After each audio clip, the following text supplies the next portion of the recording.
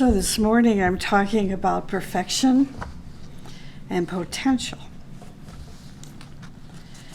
Let me start with a quote from Master M out of the book, The Call. He says, "We lend our ears to pure thoughts. You will receive the knowledge and will walk the pure path, but be aware of anger, be aware of doubt. If you conquer, you will receive the light. If you falter, the whirlwind will obscure your soul. Perfect yourselves, my friends, unwearingly. Deny not the voice of the Spirit. Suppress only the earthbound voices. Be daring. I am with you." And so that's the introduction to perfection and potential. This verse is an instruction from one of the first writings given by Master M in the book, The Call. In this verse, he tells us, "Perfect yourselves, my friends, unwearingly." This means we must, without complaint, strive unceasingly. From test to test, experience to experience, moment to moment, and life after life to improve ourselves. Now, isn't this interesting? I wonder how many people on the street think this way. You know, most people on the street say, if I'm 65, can I retire now? Can I take early retirement, buy that boat, my speed car? Well, so obviously this is not for the person on the street. The talk this morning is really for people who want to advance themselves, who recognize each incarnation is a gift to surpass ourselves on this journey of life. So Master M instructs that if we conquer our problems, then we are going to receive light. If we conquer our problems, we are going to receive light. So the question is then, what is light? Light is life. Life from the eternal source. Light is life from the eternal source. One day a person asked me if I had an altar in my home, and my answer was yes. An altar is a symbol of the abode of light. This is why we have an altar here. Light is the life-giving substance. When you receive light, something happens to you. You feel different. As you strive to conquer your problems, at first, you feel like it's your darkest hour. And then as you continue to strive, you perfect yourself. And a little light will be released from your core. Then a little more. Light is life. Okay. And as the light increases, you can see better, and everything becomes clearer to you. When you visit here on Sunday mornings and see the beauty of the altar, the flowers, the lighted candles, the statue of the Maitreya, the picture of the Christ, and Saint Sergius and the Mother of the World, these are symbols of the abode of light. The altar is sacred. We do not worship symbols, but the source of light, the abode of light. It is so beautiful. Beauty will save the world. We invite people to bring flowers to place on the altar.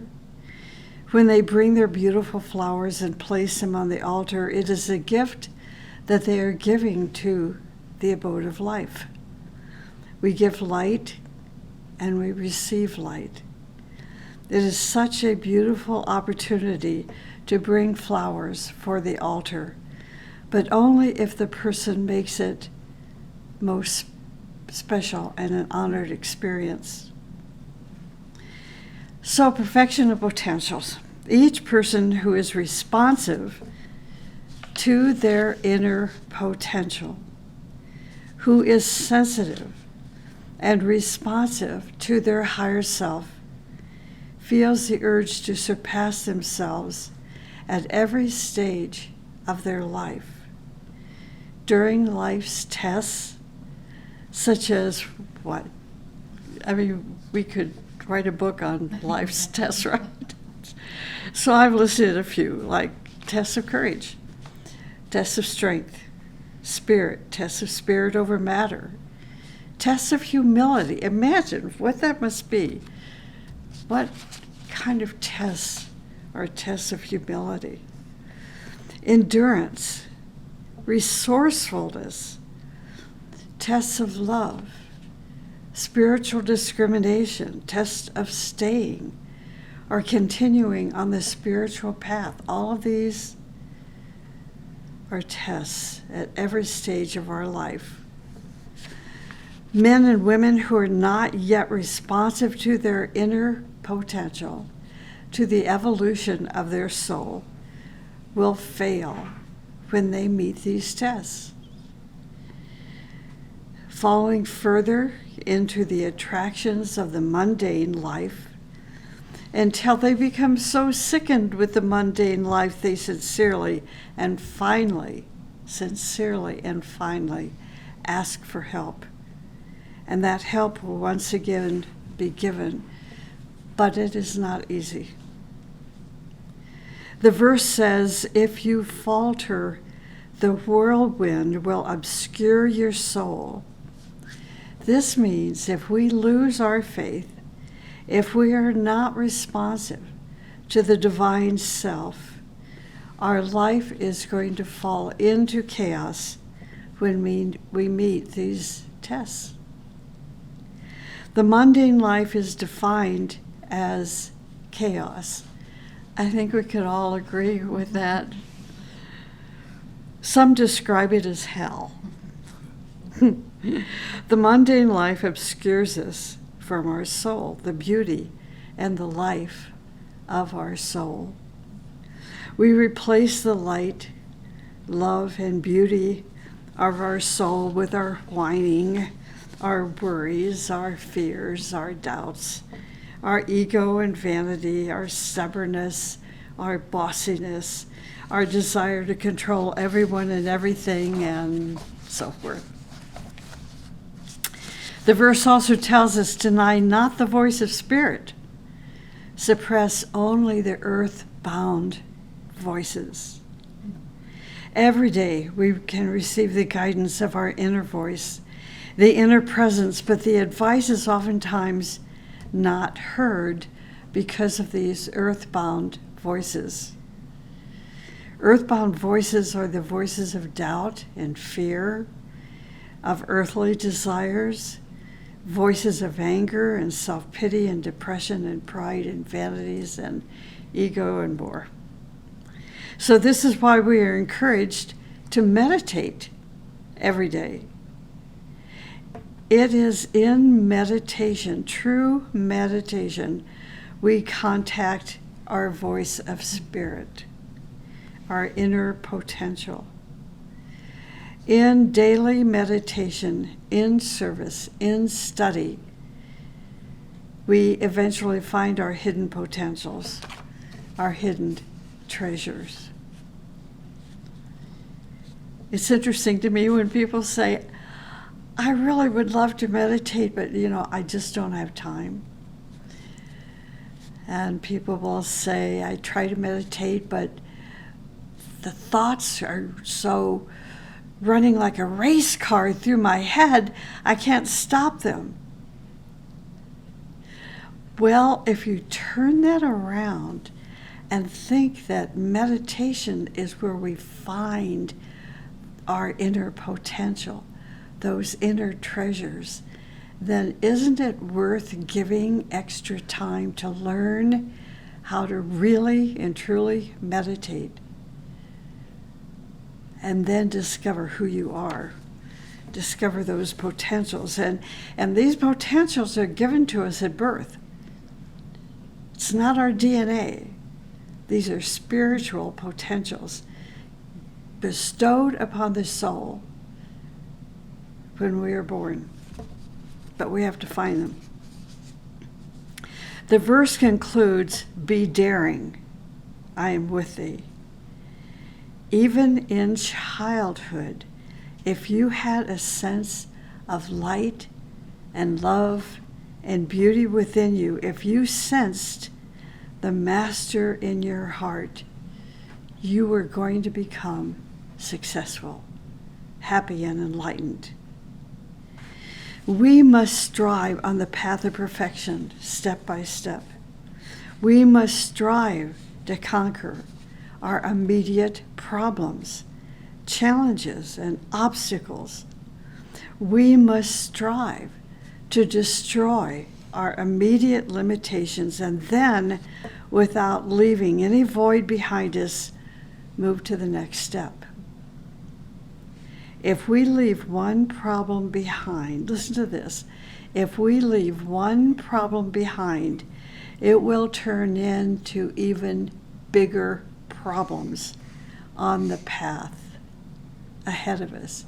If you think about it, you think about those problems that you put aside, that you left behind, and then they come, they come back around again. They're huge, and they get huger, they get larger. It's like a Jupiterian experience where they just get magnified. And so it takes longer and longer and longer to resolve and tackle these delayed problems. This is how to strive in harmony with the law of perfection. Those who push themselves beyond what they are able to do, this is interesting, beyond their karma, are going to have more problems in their evolution than those who do not consciously choose to strive. We must improve ourselves step by step. Instead of trying to be a master in a few months or an icon of enlightenment in a few months. Does it make haste slowly? Isn't that what the master says? Many students of the path of perfection and potential have achieved. Many have temporarily failed because of the difficulty of the battle. But those who have endured, and that's the point that is so important. You can fail, and that's okay to fail. It's just another test. The test of failure is endurance. Because those who have endured, who have persisted in their lives, eventually become the most beautiful shining lights in their groups, in humanity, despite the many failures that they have passed through.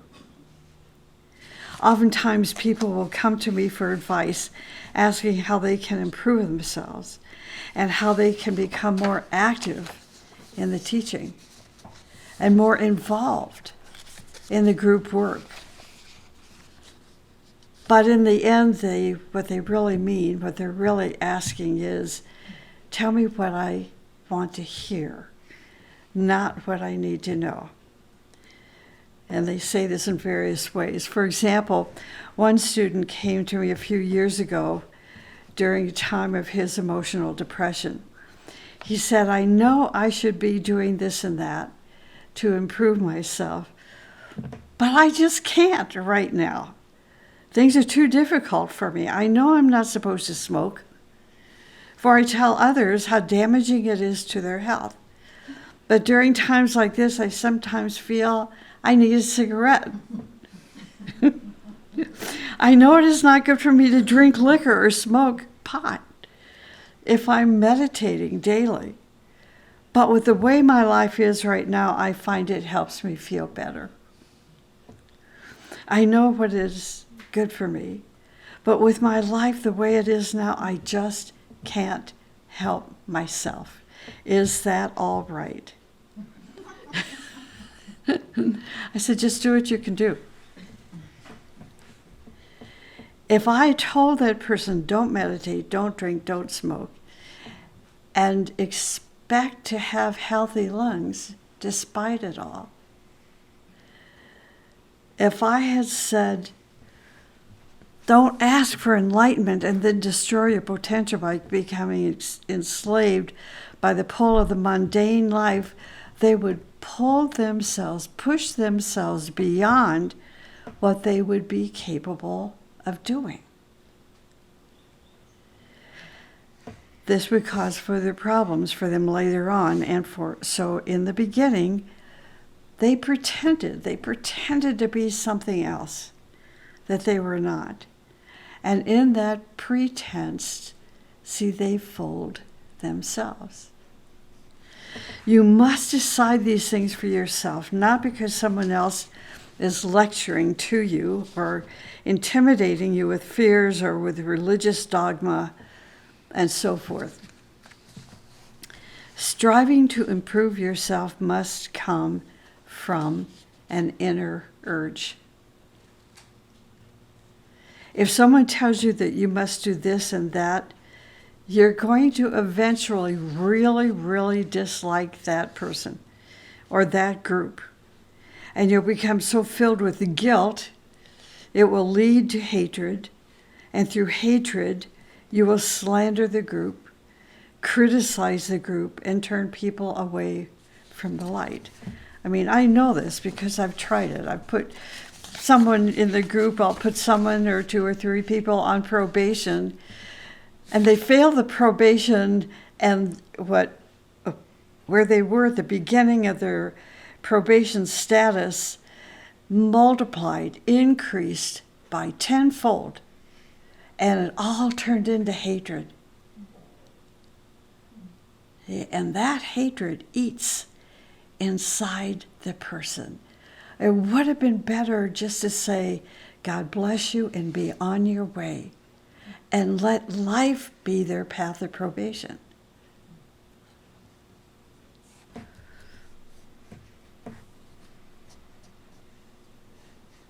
They will become so filled with guilt, it will lead them to hatred.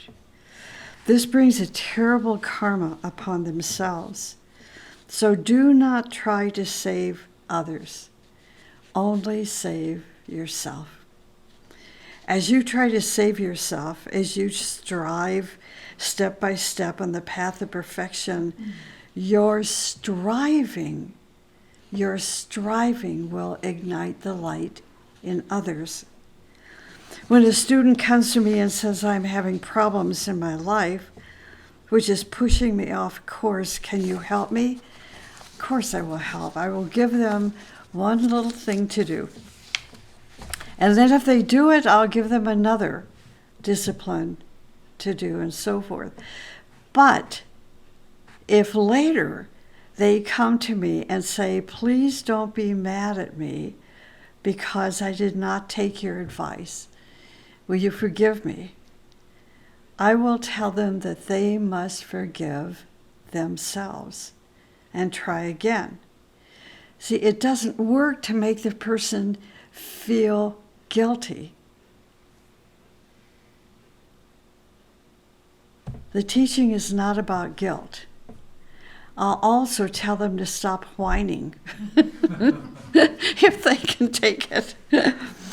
If not, I remain silent, for I know that someday they will hear the voice of their inner presence. A disciple is on an accelerated path.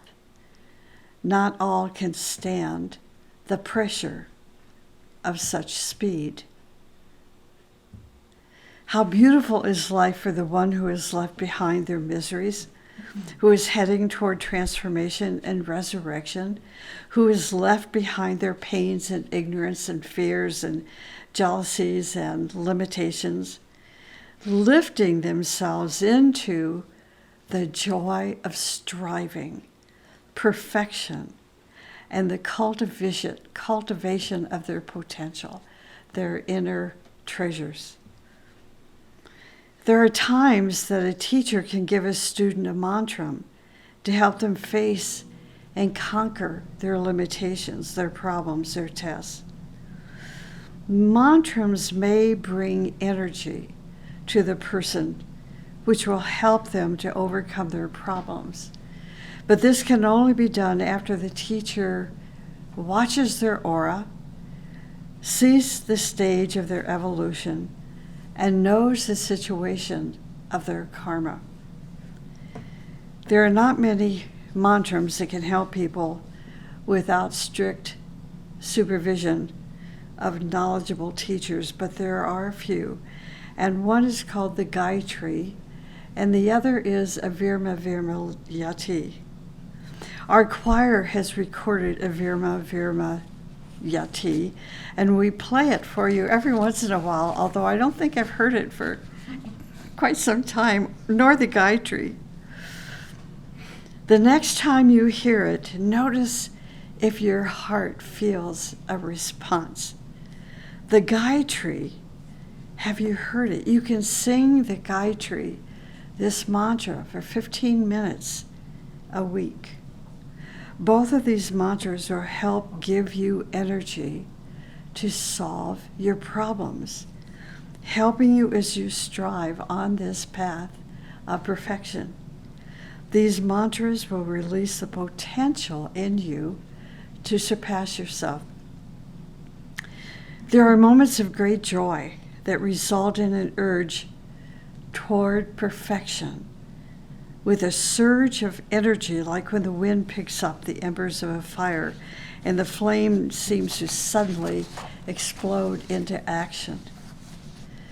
These moments of joy occur when the one who is striving toward perfection meets another disciple who is striving on the path of perfection, or when the student finds the teachings, their teacher, and has a conscious or unconscious contact with their inner presence. Another moment is when the disciple has conscious contact with their master, or has a dream in which they find themselves in the classroom of the ashram. These are moments of joy, which result in a surge of energy on the path of striving.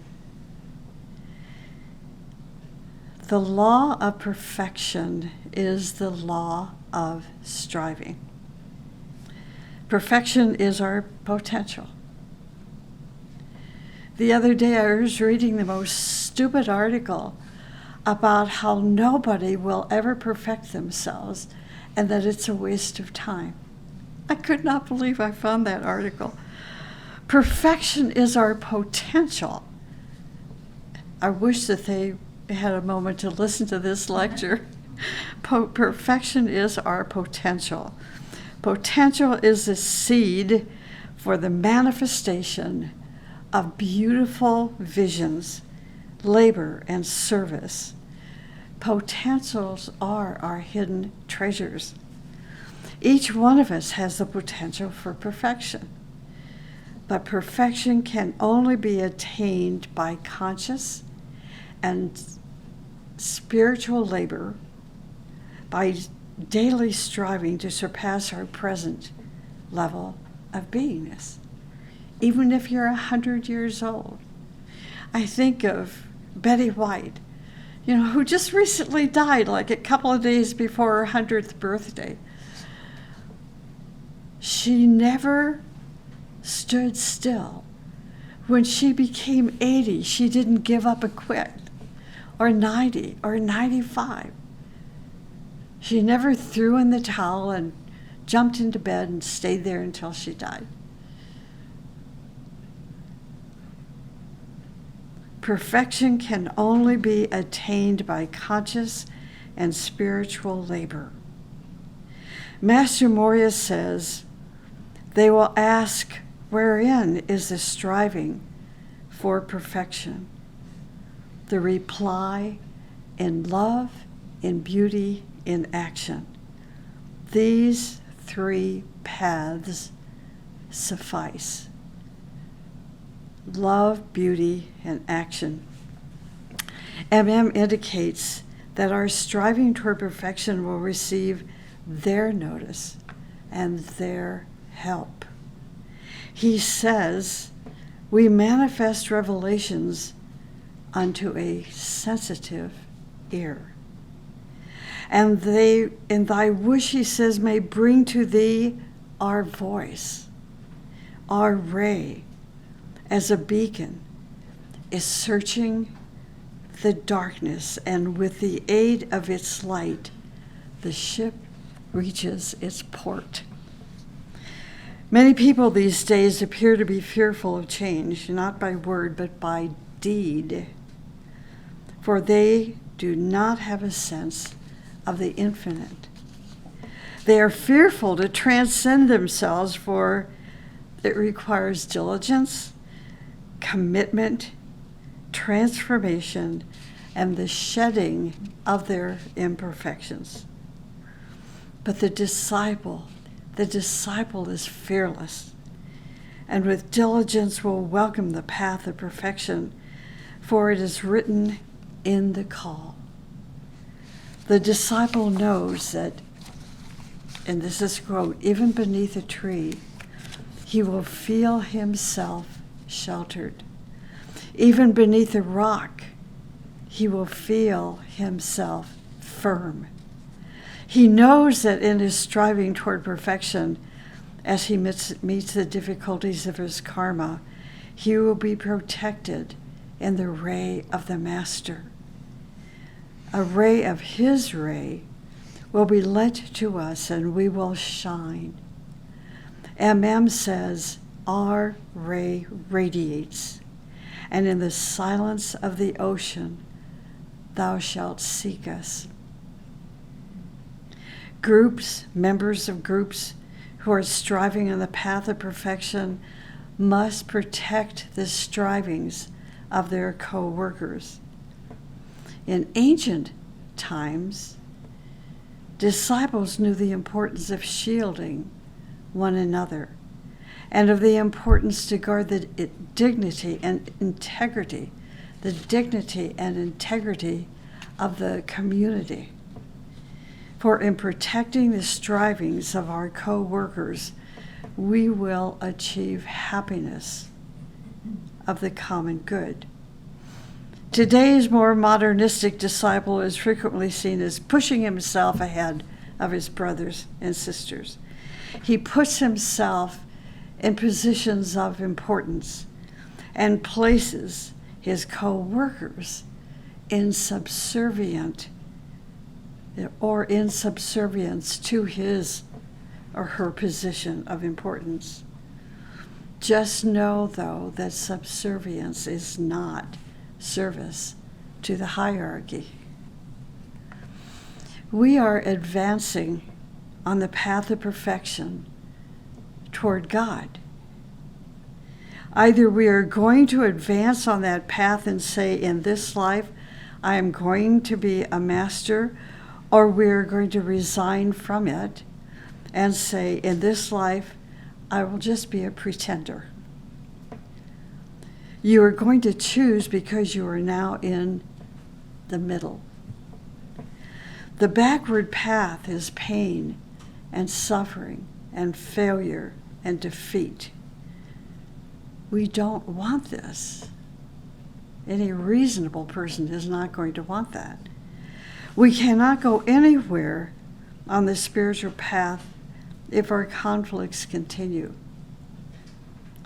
We pray for light to descend upon us. Then the next moment we lie and we gossip and say things that hurt people. We divide people and cause trouble. Can you become somebody? We can do this. You can do this. You can do it. You can tell yourself you are the most beautiful person in the world. And you begin to act the way the most beautiful person in the world would act. Once you say this to yourself, then you must believe it and act as if you are the most beautiful person in the world. See, this is not illusion. This is real. It must be real. You cannot pretend and then not change yourself. Who is your hero? Do you have one? For many spiritual women, Helena Rourke is our hero. She was the most beautiful, noble, courageous, compassionate, wise, and intelligent woman who gave the world a most beautiful teaching. For men in the teachings, Nicholas Rourke may be their hero. Can you say that you are as beautiful as Nicholas Rourke? Or perhaps Tagore or Gandhi or Martin Luther King, or as an honorable head of state or president? Can you be like one of those great men and women? Once you are on the path, you cannot turn your back, but you can stand in the same place, a place where you cannot turn back, nor go forward. When this happens, it puts you in a very precarious position. You know you cannot teach these things to people who have a dead heart or have not matured the qualities in their heart. When the flame of the heart is burning brightly in your nature, you will love striving. You will love traveling the path of perfection and labor daily to cultivate your inner treasures. When people wrong you, you will find ways to forgive them and not take revenge. Should I repeat that again? Maybe it'll be broadcast on CNN. When people wrong you, find ways to forgive them and do not take revenge. People whose hearts are flame can be abused, hit, and poked, but they will still care for you. They will still love you. They will say, I understand what made you do those things. See, this is so interesting to me. We look at people's pets. Pets can be just like that, abused and neglected and hit, and yet they will love you unconditionally. The middle of the spectrum of love will be the child who is abused, or the wife or the husband who has been battered, but out of fear they will remain quiet or cling to the one who is abusing them. The other end of the spectrum is the one whose heart is aflame, the one who is fed by their higher nature. This is the person I am talking about.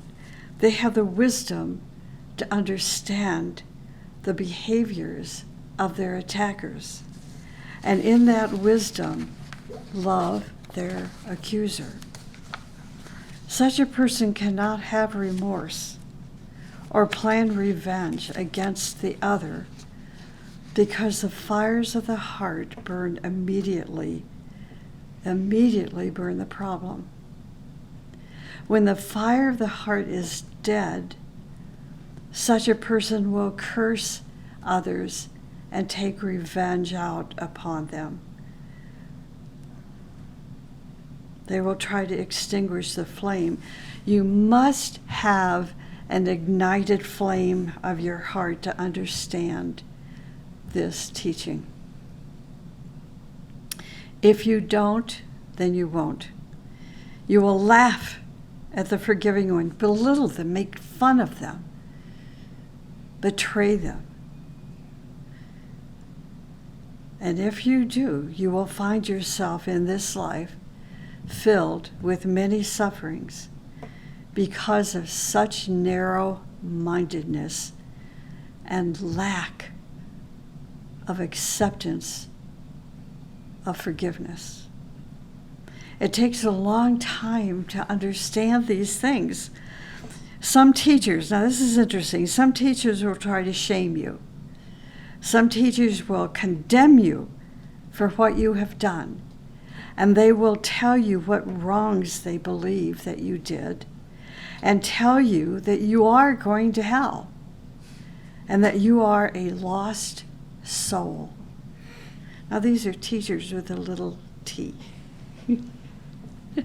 You must run from such people, or if you are strong enough, stay and learn about the nature of such enemies of evolution. But don't be fooled by their speeches. They will make you weak. They will try to make you feel guilty about your actions, whether your actions are right or wrong. They will tell you to join them because they love you. Be vigilant. Protect yourself. Be beautiful, so you can tell when ugliness is trying to capture your life. Whatever these types of spiritual teachers don't know, what they don't know is that whatever you did in your past, it was right at that time. And that is why you did it. You may wish now that you didn't do it, but you see it was right at the time. Later, you will learn from those difficulties, see, from these things. When your consciousness expands and you move to this next stage of higher consciousness, you will be able to find out the causes of how those actions occurred and the results. Then you will decide how not to do it again. You see, the flame of your heart, the level of your consciousness, the result of your striving helped you learn your lesson. One day, Omar Khayyam went to a mosque. After his prayers, he noticed a little prayer rug. I just love this. He noticed a little prayer rug there, which he really liked. After the congregation left, he pretended to still be praying and meditating. Then, at the moment when no one would notice, he hid the rug inside his clothes and he took it home. When he got there, he admired the beauty of the carpet and he started talking with God. God, he said, now don't count this as a sin because you made me in such a way that I did just what you built me to do. Well, how easily we can fool ourselves. But we cannot fool ourselves when the flame is blazing in our heart, for the heart will reveal our impurities and make us take that carpet back. Our heart will reveal our maya and glamours and illusions to ourselves, and we will have the urge to step by step strive to improve ourselves while cultivating our potentials and our hidden treasures. So I want to repeat the verse that I read at the beginning from the call with this as a closing. We lend our ears to pure thoughts. You will receive the knowledge and will walk the pure path, but be aware of anger and of doubt. If you conquer, you will receive the light. If you falter, the whirlwind will obscure your soul. Perfect yourselves my friends, unwearingly. Deny not the voice of spirit. Suppress only the earth-bound voices. Be daring. I am with you.